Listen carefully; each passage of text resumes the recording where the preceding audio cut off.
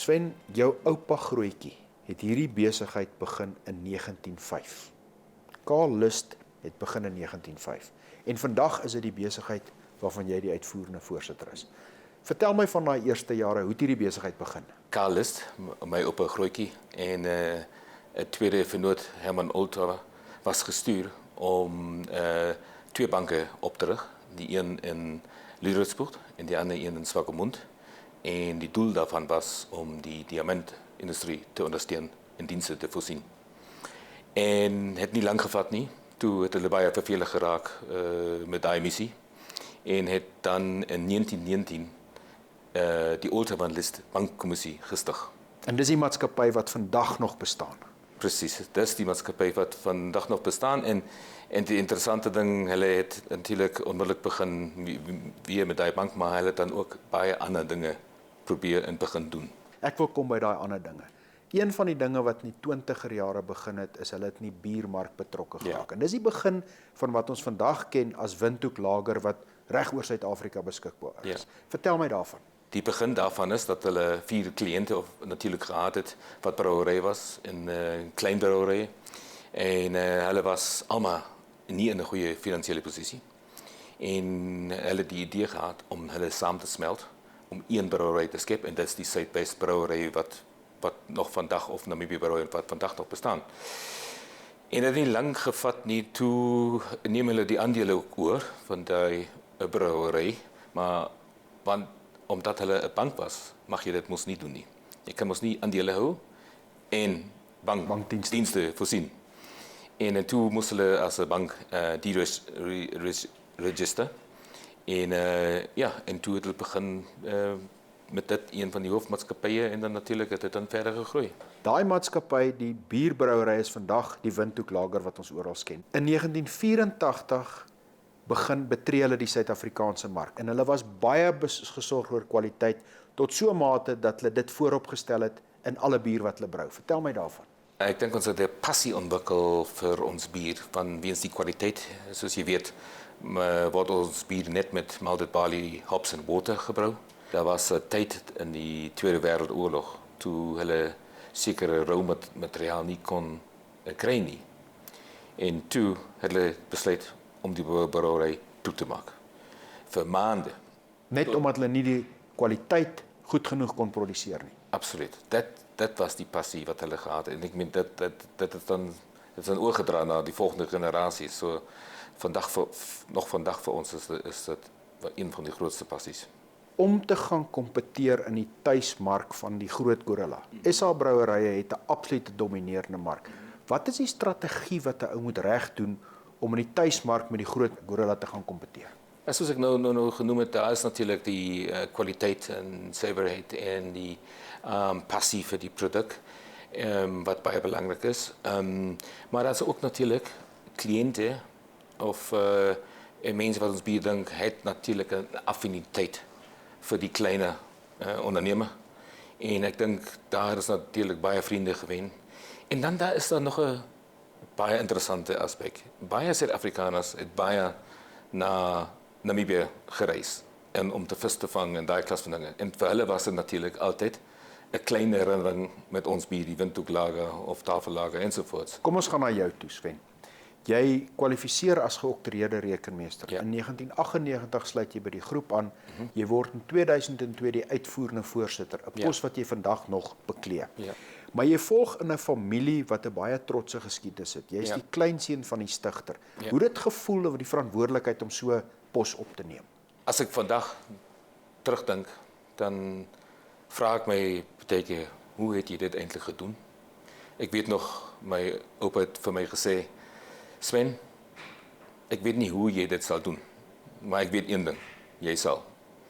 Natuurlijk was dit vir my baie groot uitdaging. Ek was jong, maar 'n boot soos mislukking het ek nie geken nie. En het ek natuurlijk 'n goeie span rondom my opgebou, en natuurlijk met my agtergrond het ek altyd geleer dat goeie spanne laat vir jou sukses bring. En dan 'n passie vir die maatskappy ontwikkel met 'n groot, diep doelwit wat dan ons gedryf het waar ons vandag is, wat baie keer byna ongelooflik is. Sven, julle stel 'n baie sterk doelwit vir julle.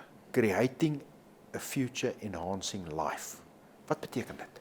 Vir ons is die doelwit die nommer 1 in die maatskappy.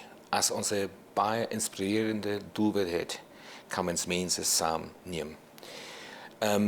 Wat vir my baie belangrik is oor daai doelwit is dat onze maatskappy is wat oor die langtermyn dink. 'n Maatskappy is wat omgee nie net oor wins nie of bedryfswins.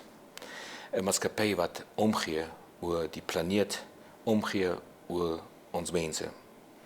En dis hoekom is die moontlikheid om mense saam te vat soveel groter dat dit nie net vir die paycheck werk nie. Ek sê altyd vir mense, as jy geïnspireerd is oor die geld op 'n maandelikse basis in jou sak te sit, miskien is jy by die verkeerde besigheid. Want jy gaan geïnspireerd wees vir die 24, die 25, die 26, wanneer jy wag vir die geld, die geld is in, dan die geld is uit. Dan moet jy 'n hele maand weer wag om geïnspireerd te raak. En dit is nie wat ons wil hê nie. So, ons wil mense hê wat hulle persoonlike doelwit kan aanheg of kan versmelt met die maatskappy se doelwit. Soos in my geval, my persoonlike doelwit is giving life to people. So vir my om elke môre op te staan en weet dat ek lewe gee vir mense en daar die maatskappy kan dry die creating a future enhancing life, maak dit alles werd. 'n Ander punt wat jy op klem lê is mense moet dink oor wat hulle doen. Daai element van dink wat jy doen. Wat bedoel jy daarmee? Beteken wonder ek altyd hoe sal die wêreld lyk as almal denke bring in English ons sê ons bring thinking to everything. En dan dikwels vra ek die vraag, na watse kar kyk jy meer? Jou eie of die huurkar? En in die meeste gevalle sê die mense die huurkar, sê maar hoekom? Wie betaal die rekening vir die huurkar? Aan die einde betaal ons daarvoor. En as jy nie die gevoel het dat dit dieselfde moet wees, dan gaan ons nie wen nie. En daar is nie 'n planeet wat verbykom en die rekeninge van 'n huurkar sal betaal. Ons self sal dit betaal. En dis hoekom sê ek altyd, mens moet dink oor alles wat jy doen. Want elke klein ding sal 'n impak hê op die society. En as elke ou dit oordink, dan kan ons saam soveel meer bereik as alleen. Jy word in baie gevalle beskou as 'n meneer regmaak, Mr. Fix-It. Daai reputasie moet tog 'n rede hê. Wat is die beginsels agter dit? Ja, ek is natuurlik deur die regering gevra om die ontwikkelingsbank van Namibië te stig. Ek is gevra om een van die staatshotelle om te draai. Ek is gevra om deel te wees van die National Planning Commission en nou natuurlik die Namibiese uitsaaikorporasie. Vir my is dit baie belangrik om vir daai maatskappy 'n baie belangrike doelwit op te stel, 'n baie sterk waardestelsel saam te stel en dan natuurlik die visie. En dan het ons natuurlik verskillende programme hoe ons die mense agter dit kry om daai visie dan te bereik. Julle besigheid, Sven, is 'n baie suksesvolle besigheid. Daar's meer as 5000 mense wat daar werk. Julle omset is meer as 5 miljard Namibiese dollar wat meer as 5 miljard rand is. As 'n mens na hierdie besigheid kyk, wat is julle doelwitte? Die doelwit wat ons gestel het vir 2019 en as jy daarna kyk, is dit die 100 jaar target want ons moes in 1919 gestig is onder andere om 'n baie goeie werksgewer te bly, gemeet deur die Deloitte & Touche surveys. Dan wil ons 2 biljoen in EBIT doen, so dis winste voor belasting en rente. Dan wil ons 'n verder positiewe kontribusie maak tot die omgewing. En natuurlik een van die groot passies van my is natuurlik om 'n verdere 2500 werksgeleenthede te skep om verder die mense van die straat af te haal. Tussen nou en 2019. Dis 'n stywe teiken. Dit is. Die besigheid, Sven, jy het vinnig daarna verwys, is die laaste klompie jare gereeld as die beste werkgewer, nie net in Namibië nie net in SADC nie, maar die laaste 2 jaar die beste werknemer in die hele SADC streek beskou. En net om jou een stap terug te vat. Jou assistent Elise Lind het my 'n e-pos gestuur so 2 jaar gelede en gesê ek moet met haar baas praat. Toe Tox van der Linde vir my gesê by Nampo ek moet met sy baas praat. Hoekom dink jy is daar soveel passie by die werknemers vir jou in die besigheid? Ja, ik meen, die eerste wat je nou voor mij vertelt, dat smeert voor mij natuurlijk en is waar trots op enzovoort. Ja, Theo, voor mij die filosofie oor mensen. Voor mij is het ongelooflijk belangrijk om voor hulle nummer 1 te plaatsen. Nie noodwendig die kliënte nie. Niet noodwendig die cliënten, want ik geloof als ons mensen die vertrouwen het van ons kant af, die hoop het oor de toekomst, om hulle werk beter te doen, die capaciteit om, ik weet die regte tools te om die job te doen, die waardering krijgen voor wat hulle doen, dan is het soos 'n multiplier. Hulle sal dan die kliënt nummer 1 doen. En as ek die gevoel vir ons mense gee, hulle is nummer 1, dan weet ons mense wat dit beteken nummer 1 te wees.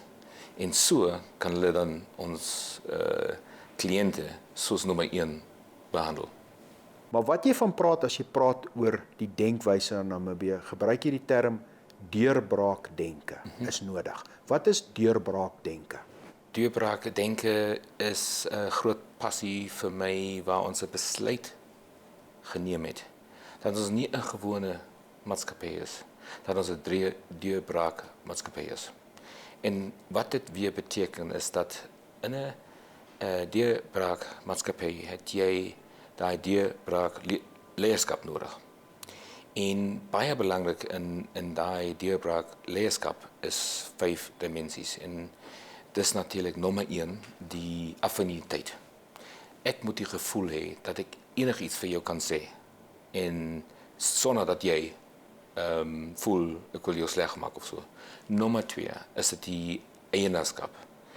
As ek soveel eienaarskap vir jou vat dat dit nie net wat vir my belangrik is, ook dat ek sien wat vir jou belangrik is, dit uithaal, is dit die tweede ding vir my. Die derde is dat ons interafhanklik dink.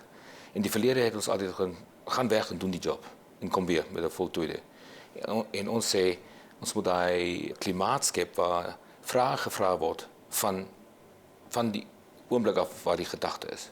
En natuurlik die ander 2 is omgewing te skep waar lae risiko is, sodat enige iemand, of hy 'n sweeper is of 'n iemand wat agter die til werk of wat ook al, kan bydrae lewer en dan natuurlik doelgereg wees. Dat elke ding wat ek doen tot die groter prentjie byvoeg.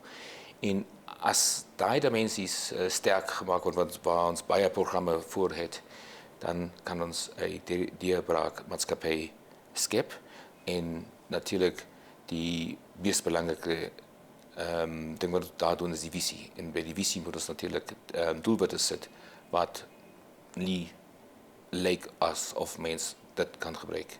En as dat allemaal saam staan om te dink hoe kan ons daarbij uitkom, die daai ongeloofwaardige doelwit, dan het jy 'n artifisiële krisis geskep. Met ander woorde, ons probeer skep 'n artificial crisis wat jy kry as jy 'n regte krisis het. En dit laat natuurlik ongelooflike potensiaal uitkom. Sven, jy is in beheer van 'n besigheid wat deur jou oupa grootjie begin is. Toe het jou oupa dit bestuur. Dis vandag jou verantwoordelikheid. Die besigheid is amper 100 jaar oud. 'n Besigheid wat oor generasies gaan. Daar moet tog sekere dinge wees wat reg gedoen moet word. Anders gaan dit nie werk nie. Wat moet reg gedoen word om 'n besigheid oor generasies te laat werk? Ek dink een ding wat hierdie maatskappy altyd laat groei het, is seker die langtermyn denke. En dan natuurlijk die sterk familiewaarde stelsel wat bestaan in die maatskappy.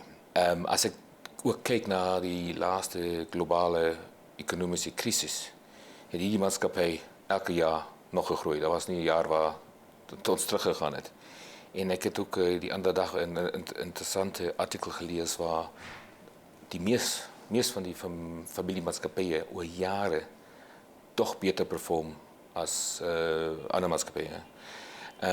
Ja, maar soos gesê, dit gaan oor die sterk waardestelsels daar binne en geheim van 'n familiemaatskappy om dit reg te laat floreer, glo ek is om baie professionaliteit in te bring. Dikwels word familiemaatskappye deur lede van die familie verder aangevoer. Maar wat hulle nie noodwendig die regte kwalifikasie of die regte ondervinding het nie. En ek dink daar is lê 'n groot geheim. As mens kan dit albei of al drie kombineer, ek dink daar het jy 'n wenner resepie. Hoe voel jy oor die toekoms? Ek is ongelooflik positief en ek dink ook Afrika is 'n ongelooflike plek te wees op die oomblik en ek sal vir die volgende jare nog so wees. Want ek dink baie groei van die toekoms sal in Afrika gebeur.